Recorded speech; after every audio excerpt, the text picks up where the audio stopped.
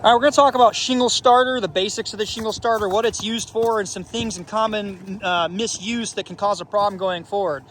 So first off, if you're not using the right starter, the same shingle starter from the manufacturer, the shingle you're using, you could easily run into a problem and not even know it. So if you're a DIYer, a roofing contractor, or foreman, a leader, doesn't matter. I'm hoping you can learn something from this. So the basics. First of all, what is the starter shingle for? Well, when you're running your bottom edge down here, it's got to offset the shingle, or if a gable for wind warranty, you're going to want to use a starter shingle like this. Now, why use a starter shingle in the first place? So basics with shingle, when you're doing this, I'm hoping a lot of you already know, or all of you, and if not, we're going to just do a real quick brief basic right here.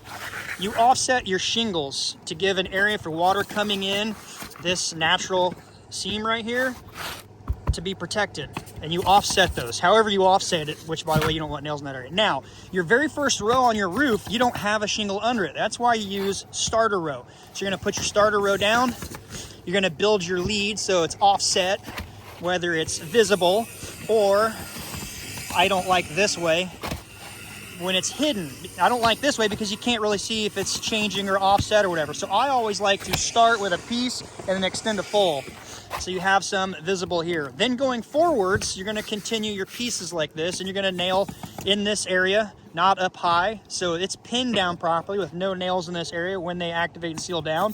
This is protected on your bottom row.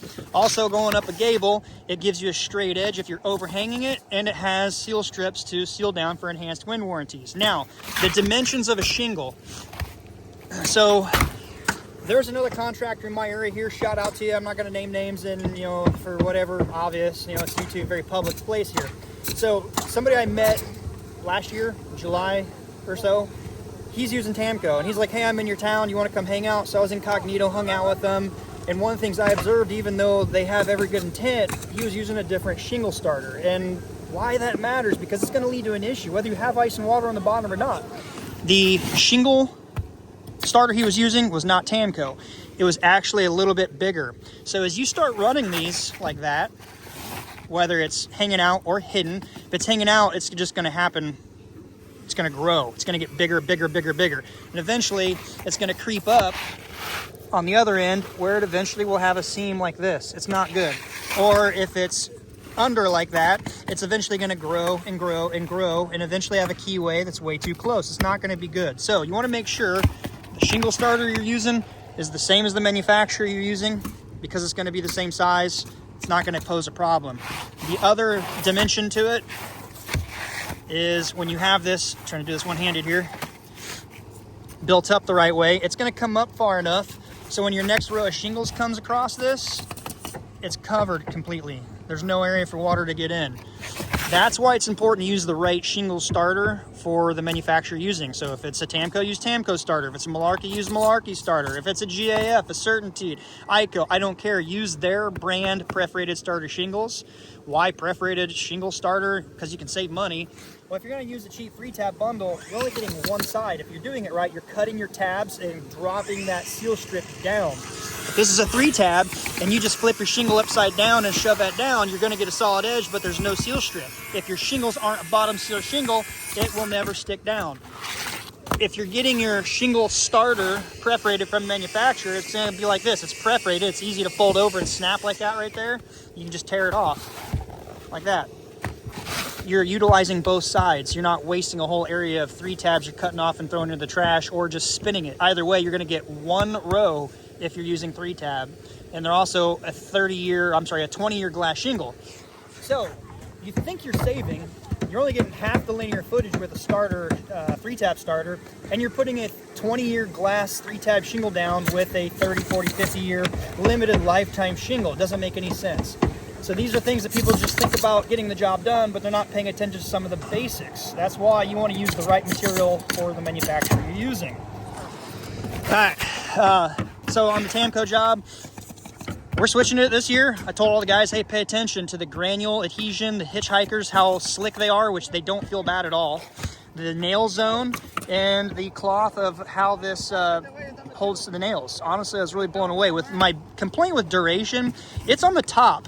And I've noticed when you're cutting a gable edge or something, your knife catches that strip and it peels loose. So if you tug on that, it's actually pretty loose. It peels off relatively easy. Now you're asking, why is that important? is pinning it down. Shingle above sticks to that. If it's not going to have a good adhesion to the shingle and it pulls the whole seal strip off, what good is it? So the seal strip is designed to hold the shingle down in high winds. If it's not going to seal down right away, it's going to stay down. I like Duration. That's the only complaint. Now, why am I using TAMKO? Because I personally think now TAMKO is better. The form's better.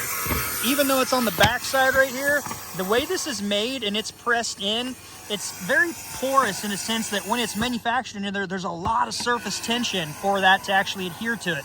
And it's on there. It stays in there pretty good. When you put the nails, even though it's on the back side, when you shoot this and you have a pull test, and not me, you're not taking my advice on this or my word, you're using a video or you're seeing a video of me doing it with a digital fish scale pulling on it.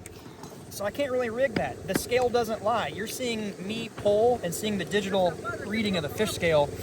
And this actually beat out Duration. Not by a lot, but it did. But the other advantages of that, I think, is better. So check it out, try it. I'm going to shoot more content of TAMKO this year going forward. I think their warranties are pretty good. We're going to go and so it's loud. I sure got my wireless noise canceling mic. So I might post this video later. It was intended for the R&D with TAMKO. Never have I seen a shingle manufacturer team like this where I can call somebody and be like, hey, I think this is an issue, and they let their manufacturing plant know to change a tolerance and get me some shingles and test them. Never thought that possible.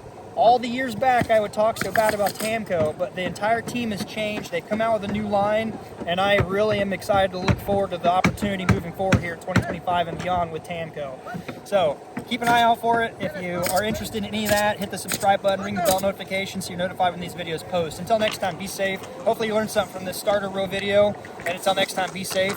See you on the next one.